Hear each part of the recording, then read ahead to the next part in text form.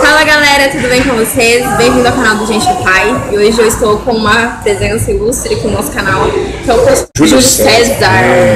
Pastor, eu conheci ele nas redes sociais, comecei a acompanhar o Instagram dele e olha só como é o destino. Ele acabou vindo aqui para a cidade de Cascavel e eu tive a oportunidade de gravar com ele.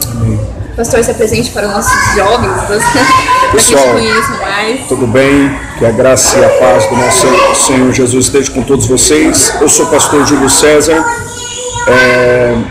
sou casado já há 14 anos com uma mulher mais linda do mundo, que é a minha pastora hoje, pastora Osana. Tenho 2 filhos, Maria Eduarda, que tem 9 anos, Júlio César Filho, que tem 7.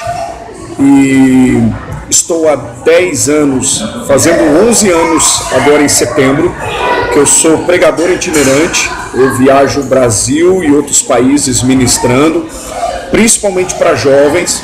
Fui líder de jovens durante muitos anos, isso antes da itinerância, antes do ministério, antes de viajar pregando por esse Brasil afora e outros lugares que Deus tem me levado. Eu fui líder de jovens durante 7 anos, liderando uma grande mocidade na cidade de Foz do Iguaçu, onde eu resido atualmente. E desde então, a minha identificação com essa geração ela é muito grande, a minha identificação com os jovens é muito grande. E prego muito para jovens, 90% da minha agenda é com os jovens. E, enfim, eu me identifico muito com eles, gosto demais e é muito bom estar aqui com vocês. Deus abençoe a todos. A gente estava conversando no carro agora há pouco sobre essa história de discípulos e o quanto nossos jovens têm ido para as praças pregar o evangelho ultimamente. Como vocês vão ver aí no tema do vídeo, a gente separou para ser discípulo final. Nosso café chegou. Obrigada, irmão. Obrigado. O que é ser discípula final. E a gente vai deixar o assunto fluir aqui. Como vocês sabem, aqui no canal a gente aborda muito sobre esse tema de senso de religiosidade, sobre a ideia errada que as pessoas têm sobre Jesus. E quando eu resolvi te convidar para gravar comigo, foi literalmente a primeira impressão que você me passou. Mesmo a gente nunca ter tido conversa, nunca. A primeira vez que eu conversei com o pastor foi através de um contato que eu consegui dele. E olha como as coisas são. E eu entrei no carro e ele começou a falar literalmente sobre isso. Então, Jesus é muito incrível. O que é ser discípulo, afinal? Em primeiro lugar, ser discípulo é entender o propósito para qual foi chamado. E Jesus, ele amava a multidão, tinha toda uma multidão que o cercava, mas ele tinha os seus discípulos. E a linguagem com os discípulos era uma linguagem diferente com que ele falava com a multidão. Então, ser discípulo é ter entendimento para qual foi chamado, ter entendimento do propósito. É seguir Jesus sabendo que as marcas que Jesus deixou na sua vida, ela pode ser testemunhada, ela pode ser passada, ela pode ser vivida e através de convivência, de intimidade, que isso que os discípulos tinham, né? Um deles que se destacou por ser aquele que deitava o peito, reclinava a cabeça no peito de Jesus, que foi João. João, antes de conhecer Jesus, era filho do trovão, né? Então, por ser um homem muito sanguinário, muito sanguíneo, né?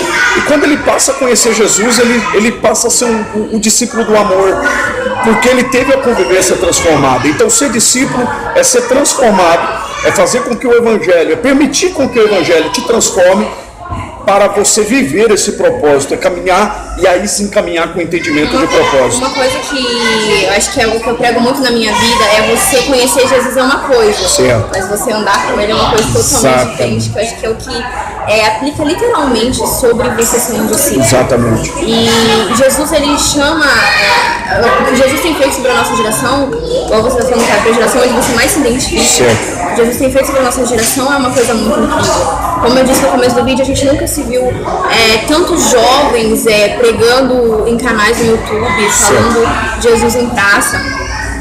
Mas aí existe um porém, que é o que eu falei sobre a religiosidade. Como ser um discípulo sem deixar a religiosidade da igreja te afetar?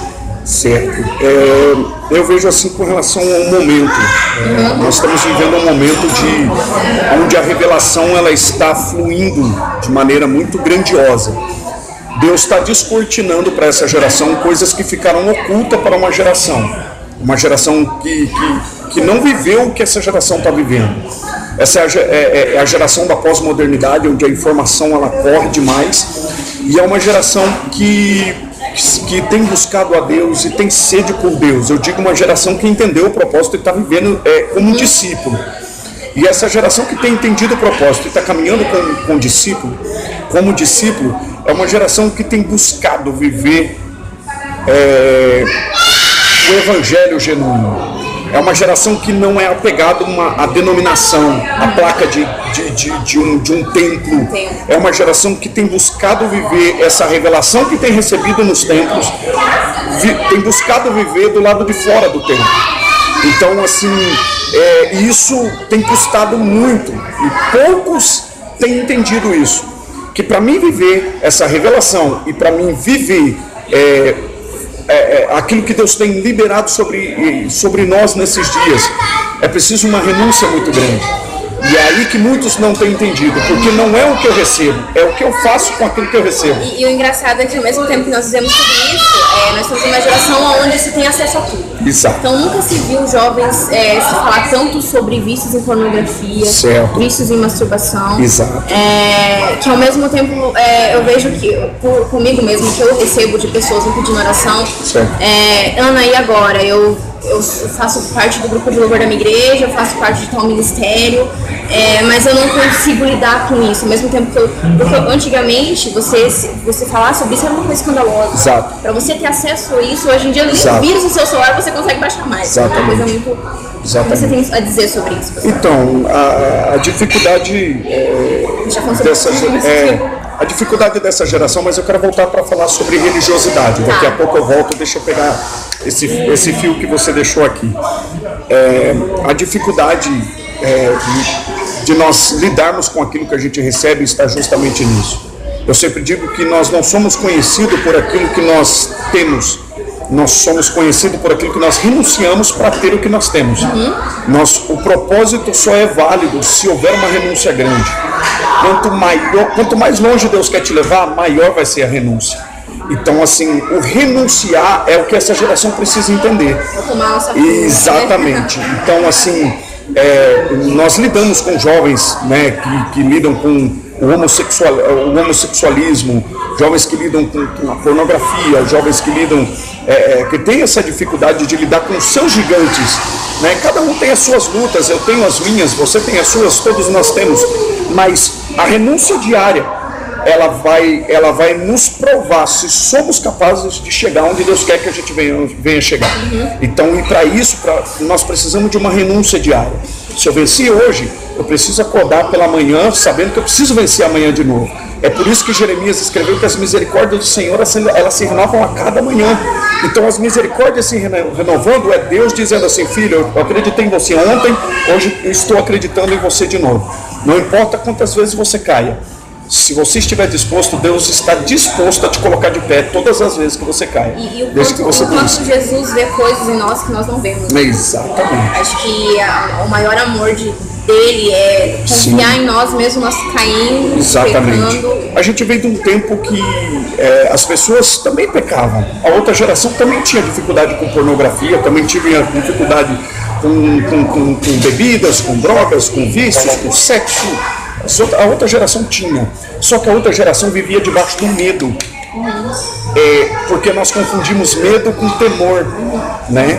Então as pessoas confundem medo com temor. A outra geração, os nossos pais, eles tinham medo de confessar, medo do que as pessoas iam dizer, medo do julgamento alheio. O temor não é um medo do que as pessoas vão dizer.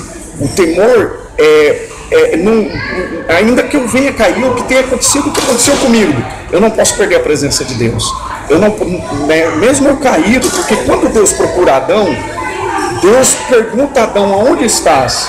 Deus não perguntou o que Adão fez, Deus perguntou: onde você está? Porque mais importante do que o que você fez é aonde você está. Então, onde você está? Se você está de longe de mim, o que Deus não se escandaliza com o nosso pecado. E o que entristece Deus é a nossa distância dele. Então, se eu pecar hoje, isso não pode me afastar de Deus. O pecado não pode me afastar de Deus. E aí, como o Satanás usa para jogar na sua cara. Você pegar na sua cara e falar: ali, aqui, ó. Não, o que você fez? Tá aqui. Então, vamos voltar no livro. Falando sobre religiosidade, daquilo que você disse, nós precisamos entender que regras humanas não podem ditar a minha convivência com Cristo. Regras de homens, dogmas humanos, o julgamento alheio, o que disseram, o que falaram, não pode servir como base para aquilo que eu vou viver. Todo discípulo de Jesus, ele foca no propósito, ele foca naquilo que Deus tem para ele, independente daquilo que vão dizer, independente do julgamento alheio. Eu não vivo por medo, eu não sou escravo do medo, eu vivo por temor. Eu temo perder a presença de Deus, eu temo perder a presença do Pai. Então, assim, se eu pudesse deixar uma palavra para você que está aí nos ouvindo, nesse dia, nesse momento, não deixe que a religiosidade te prenda. O oceano da graça, a graça, o oceano, nós precisamos estar vivendo isso. Não está num aquário onde muitos estão acostumados com aquela comidinha nossa de todos os dias, o cotidiano, a rotina do culto de domingo. Não, nós precisamos viver o oceano da graça. E o oceano da graça nós vivemos por liberdade, não por libertinagem, mas por liberdade. Liberdade em Cristo, o reino ele é pautado em liberdade. Eu acredito que Jesus está fazendo, como disse, de uns 2 anos para cá na nossa geração, é só o começo, acho que é um nível raso. Isso depende muito da gente. Jesus quer fazer muito mais. Eu estava te falando uma coisa que me incomoda muito na minha cidade, é o fato de ter muitos jovens no qual estão ali na igreja simplesmente por presente. Uma coisa que eu comecei a ver quando eu era convidada para pregar em algumas igrejas, sabe? Tipo, às vezes eu tava pregando, aí tipo, eu tinha 2, 3 pessoas se rasgando, mas tinha estava assim, tipo, sabe? E aí, se Jesus voltasse? Exatamente. Existem pessoas que estão fora do propósito, existem pessoas que estão dentro do propósito,